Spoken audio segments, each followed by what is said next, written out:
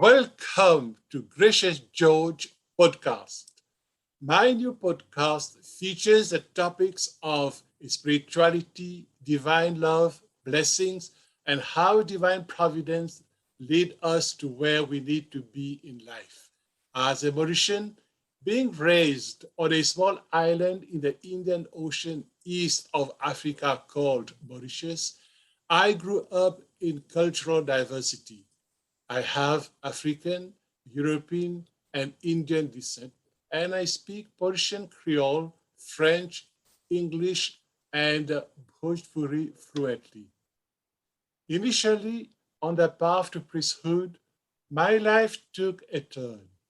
As I followed my heart, I learned the love that was meant for me by walking with Jesus. My experience toward divine love has been an incredible journey, and I've written a book about how my life evolved when I turned to a greater love in life. It is called The Jesuit Who Changed Paths, and it will be available very soon. You can follow along by finding me on my Facebook page at George's forthcoming book. In this podcast, I'm sharing my experience with you, and I welcome your conversation and your interaction on this subject. Today, I have the pleasure to invite my good friend, Monisola Akinyemi, as my guest for the second time. Moni was here about 5 months ago, and today we are going to speak on the subject of love and friendship. Moni, welcome. Hi. Moni, can you tell Hello. us? Can you hear me? Okay. Hello. Can you tell us a little about yourself? So I'm child of God. I'm a daughter. I'm a mother of 3 children, a wife to one husband. And I like to describe myself profession-wise as an entrepreneur stroke um, people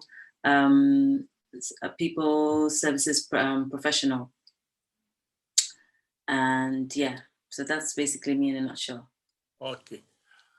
Moni, as I just said, today we are going to have a conversation on the topic of love and friendship. Can you tell us what you understand by love and friendship? Love and friendship. When I think of like the combination of both, I would say like not just not just words, but like actions. So like not, if your friend says that they love you, you wouldn't like question it. It would be evident in their actions. Um, so I'm at a point where, or I've had different points where certain friends, I question their um, maybe not necessarily love, but like the extent, the depth of their friendship for me, in terms of how I show it to them, and the way I feel it's being reciprocated. Like when I start to get a bit doubtful of it being on the same level, when I feel like I'm showing more, or trying to reach out more than they are, and I'm thinking like, I mean, if you said that somebody's your friend, you would do basic things like check in, find out how they are. I know we're all always busy. Everyone has things that they're going through in life, but I'm always of the mindset that if somebody is like important to you, quote unquote, you would make the effort, to at least do the basic thing of checking in. So for me, I feel like in terms of friendship is about, being there for the person, going above and beyond, not necessarily making always it not being one-sided. It shouldn't always be about you, like, it should be a reciprocal thing. And just not letting the person, have any sort of doubts that, you care for them on the same level that they care for you, or you would be there on the same, at the same, how they would be there for you, basically. Okay. So friendship is reciprocated. Friendship, you are there for your friend. The friends are there for you. There Exactly. is the aspect of caring. Mm-hmm. Today the word love is very much spoken about, and we give people give different meanings to love.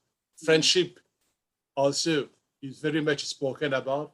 People give different interpretation to friendship. For instance, there are lots of friends on social media, and someone can have 1,000 friends or 5,000 friends.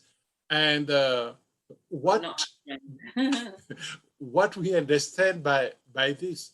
So for me, first, what I would like to say is that both love and friendship is not an emotion.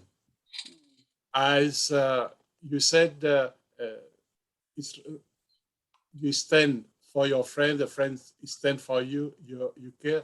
Uh, it's not an emotion like anger, like joy, like a, hatred. Uh, it's uh, it's on the level of on the level of the soul. That is, you have uh, that is it is a state. You can have different feelings. You can have at times a joyful feelings in your relationship with your friends. At times you might have a painful feelings, but deep within there is this uh, communion. There is this connection. So this is the deepest level, and then it brings different types of emotions, because at times we have tendency to limit, for instance, love to passion.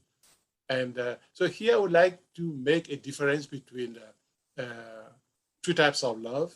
You have the love which is called agape, which is a love for the well-being of everyone. We love human beings. We love animals. We love people from different backgrounds. And it's agape. We go out of our way to help others because we want to see them the welfare. And then there is the other type of love, which is this is the same the love that we have for our children, the love that we have for our friends. Then you have the other types of love, which is the eros, and the word erotic comes from there, which is more an exclusive types of love that we have for one person. And then in this love, you have also the physical aspect, like sexual feelings for the persons. And when we see this in like in marriage, where you have two persons loving each other and it is exclusive. I have the love for my wife, you have the love for your husband, and so on. Whereas friendship falls more into the first category of agape, where we have this communion with our friends. So coming back to what I was saying earlier, can we talk about love and friendship when we're talking about all the friends that we have on social media? I mean, um, um, social media, it's another world, basically.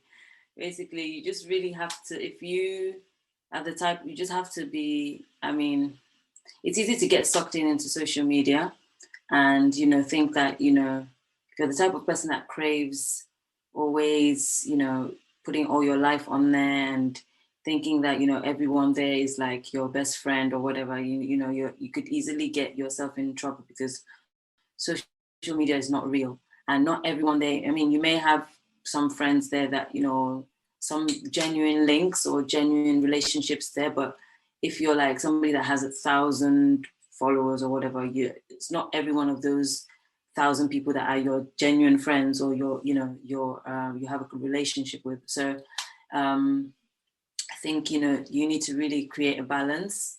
If you're like a well-known person, or even if you know just a normal person as well, don't get sucked into it thinking that everyone there is your friend, because not everyone there is.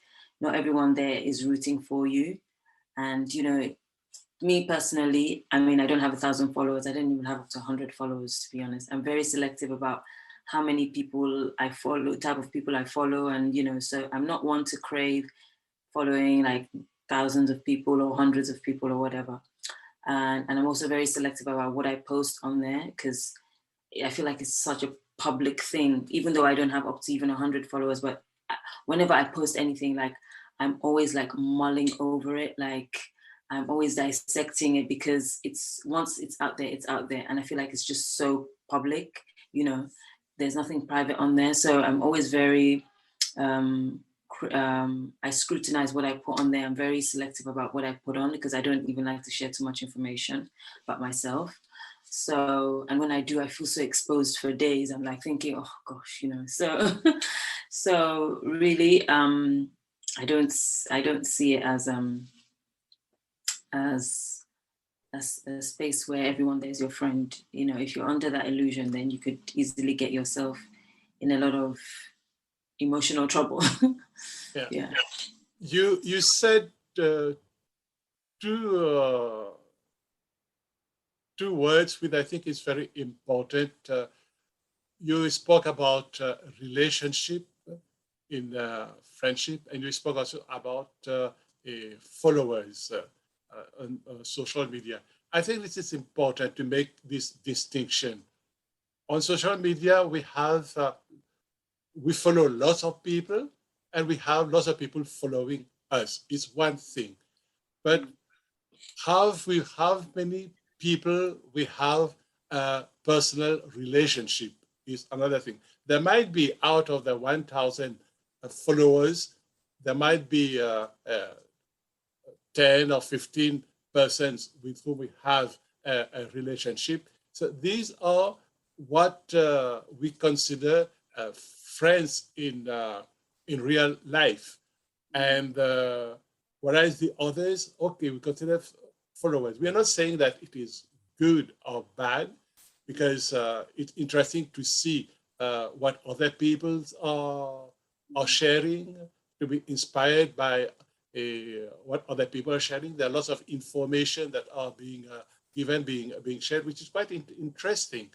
But then to keep the distinction that these are the people I'm following. These are the people who are following me.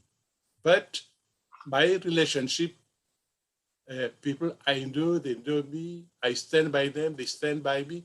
These are different from the followers. So when in a relationship, whether it is a love relationship or friendship relationship, what do you consider the most challenging things to maintain the relationship? The most challenging thing.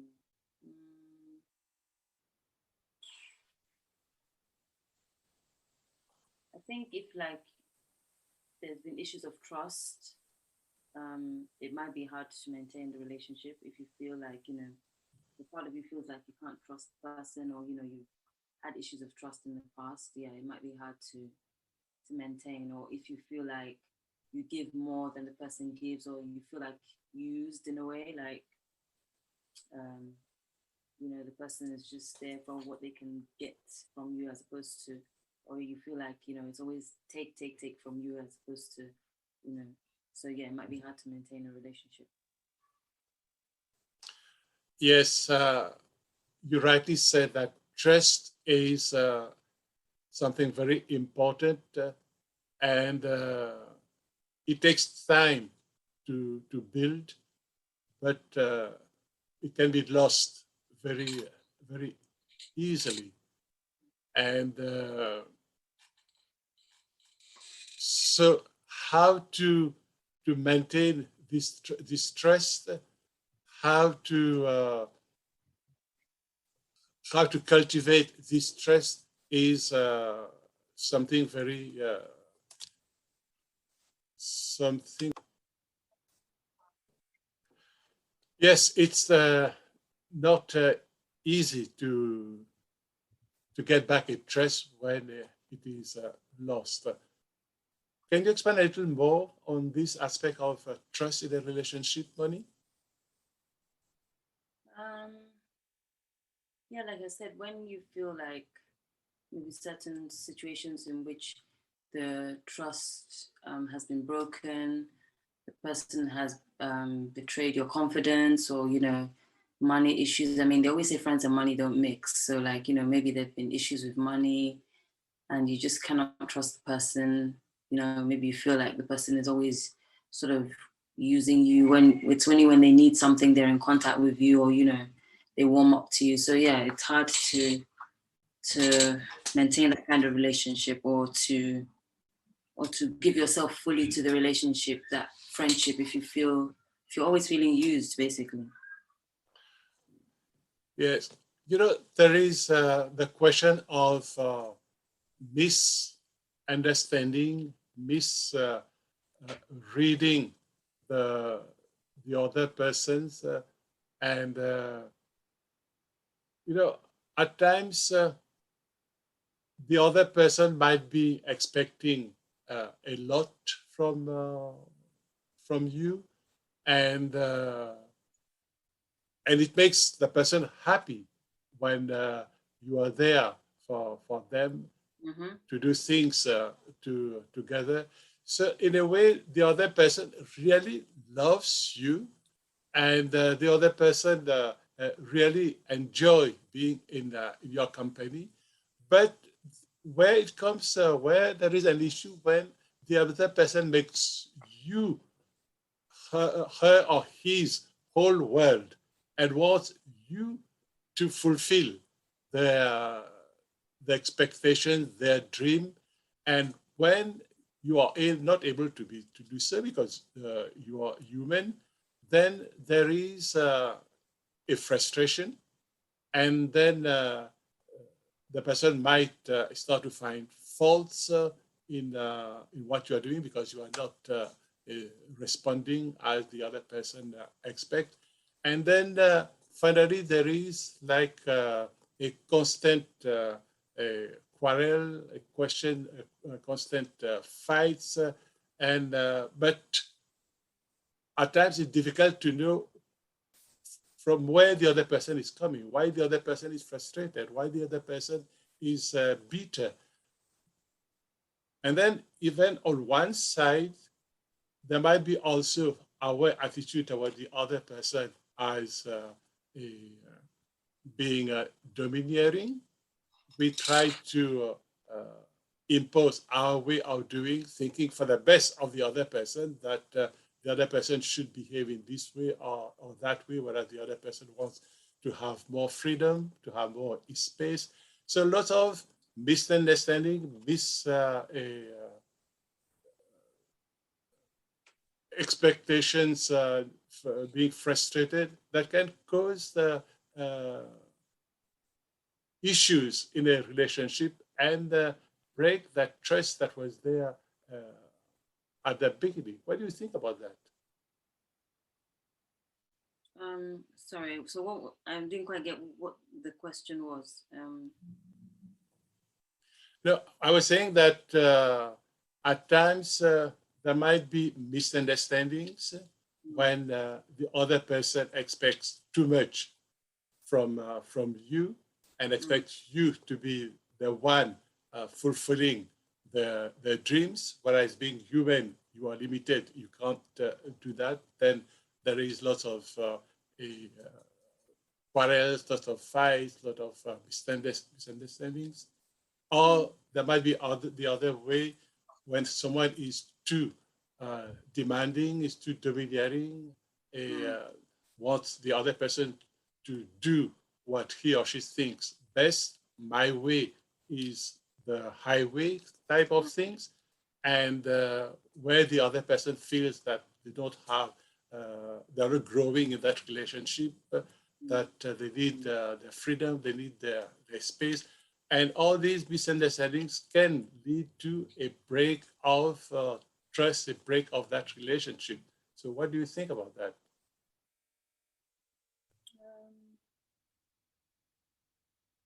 Yeah, I mean, as you said, those are enough things to, they're enough to harm a relationship. And if it's one that,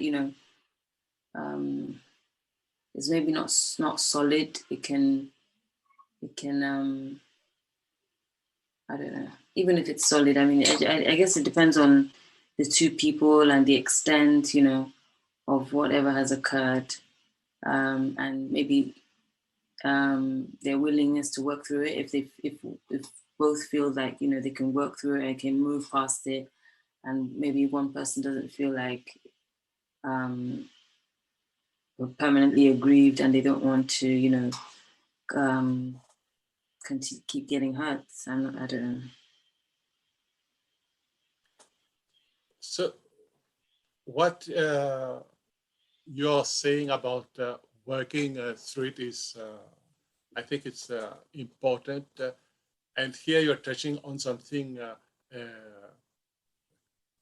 crucial, which is communication, to be able to communicate about what one is going through, what one is feeling, to communicate about one's hurt so that the other person can hear what is happening, because at times we don't know what the other person is going through.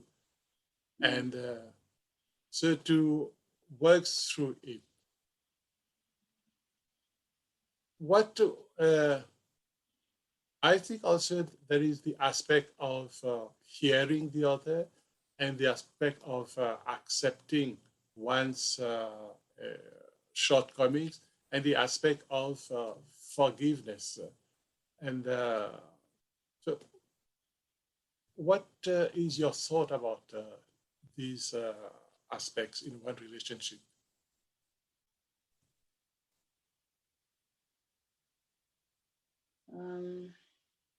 What are my thoughts on forgiveness? For instance, yes. Oh yeah, I mean, as a Christian, it's very important. So, um, um, I'm not saying it's easy, because as I said, it depends on what has transpired. So, but ultimately, for me, I mean, forgiveness would have to come into it, no matter how hard it may be at the time, or so just based on Christian values. I think, yes, it's a Christian value. It's also, I think, it's a human value about if we believe in a relationship and we want it to work, to be able to talk about it, to be able to accept one fault if one is at fault, to be able to be open to forgive the other person if the other person is at fault, and ask for the forgiveness, and to move on, because no one is perfect. And if we are looking for a perfect wife or a perfect husband, it's impossible to find. That we grow in perfection together through communication, through accepting to forgive and to be forgiven. Yeah, true. So you were talking about Christian values. Is it something particular about being a Christian that helped in a relationship, Moni? Well, definitely, because I mean, if things happen, um, as a Christian, I guess you're able to just like use that as a crutch or basis to, you know, if the person offends you or whatever, use it as a means to forgive the person and move on. You know, just trying also to remember, you know, basic doctrines like love and patience and all that. So just reminding yourself, um, patience, yeah, being empathetic and stuff. If you have that basis, that Christian foundation, then I guess it helps you more. I believe, I think. Sometimes it may not, but yeah, at least if you have it at the back of your mind, even if you're like really, really angry and all that, you can always, it will always pull you back somehow. It is true that you have the Christian values that helps in a relationship, but I think that in any people with other religious background also, they have these values which are uh, universal values. Mm, And for instance, family is a strong value in different communities around the world. mm, And in certain community, for instance, I have lived in India for quite a long time. And mm, there, one thing that I found is that when someone get married, it's the girl knows that I'm leaving my home to go to my husband's place, and I'm not coming back, and have to make it work. And so they will make different sacrifice in order to maintain this relationship, to make it work even in tough situations. And you see that the value of family is very strong there, and also in the African communities, also in the Asian communities, the family values are strong there, and people make the effort to make it work. So, which brings the other another aspect is sacrifice. How far am I willing to make certain sacrifice, whether it's for my husband, whether it is for my children, whether it is for my family in general, in order to uh, keep the relationship going, even if the writing is difficult. So, what do you think about that? What do I think about the? The aspect of sacrifice in a relationship. Oh yeah, I mean it's really important. Like I said, like one of the examples I gave was that if you know you feel like you're forever putting yourself out there for a friend and you're not getting the same thing in return, you feel like you know the person doesn't go out of their way for you, which in a sense could also be sacrificing. It could be hard for you to you know um, to almost want to invest yourself in that relationship.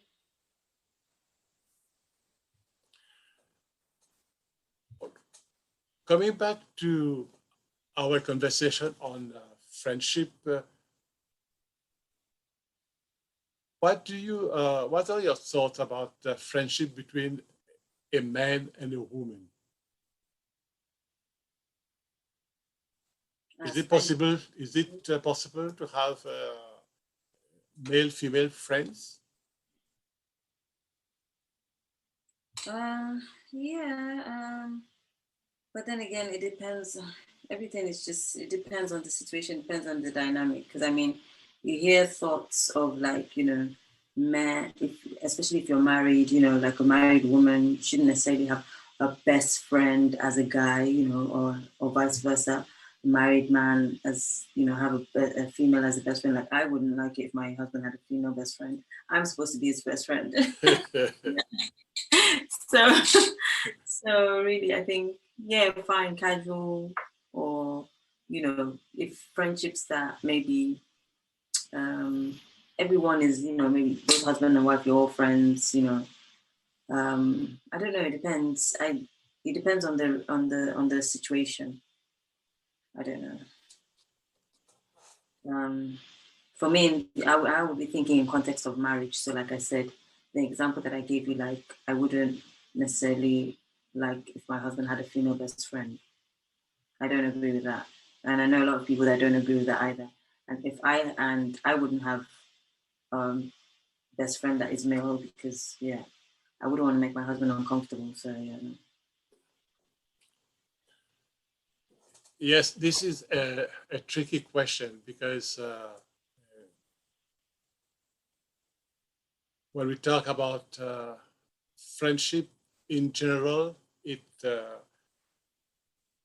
I was saying that it falls into the category of agape and not into the category of eros, where we can have like a platonic relationship between a man and a woman, where you feel comfortable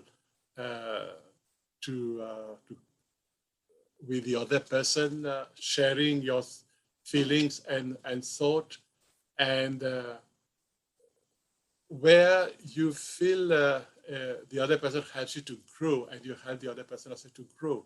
So the question is, should it be limited only in a one relationship, husband and wife, or should it be also open to other relationships? We can have a privileged relationship, exclusive relationship with our wife, our husband, but at the same time, to have this type of a platonic relationship with other persons of other sex. So it is debatable. In my case, I have my privileged relationship with my wife, and it's exclusive as far as eros love is concerned. But at the same time, I have the agape relationship with many others, men and women, each one bringing something different and complementary, which only one person cannot give. So it's, as you said, it depends on the situation, it depends on the persons, and it cannot be what works for someone might not be working for others. But finally, what is important is how we are helping the other person to grow, and we are not using the other person for our selfish motives. Moni, thank you for this conversation that we have had on love and friendship.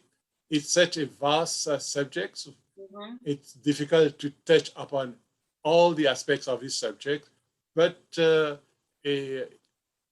sharing our reflections might provoke others to reflect and then to find to bring their contributions on these subjects. So thank you again for being my guest on my podcast. You're welcome. Thank you for having me. I hope I was able to do the topics of justice. Oh, we have then, I think that we have then the topic of this, that we have shared what we think about this subject. It is what we think about this subject. It is also from our personal experience. But different people, we had different experiences. Exactly. Different people, we had different point of views. Yeah. And I thank you for your friendship. Yes, thank you. Even though, we had a gap, a non-communication gap, but at least it's endured. So thank you. Yeah. So I wish you all the best in your family life, in your career, and on what you said. And your acting. Thank you. Okay, all the best.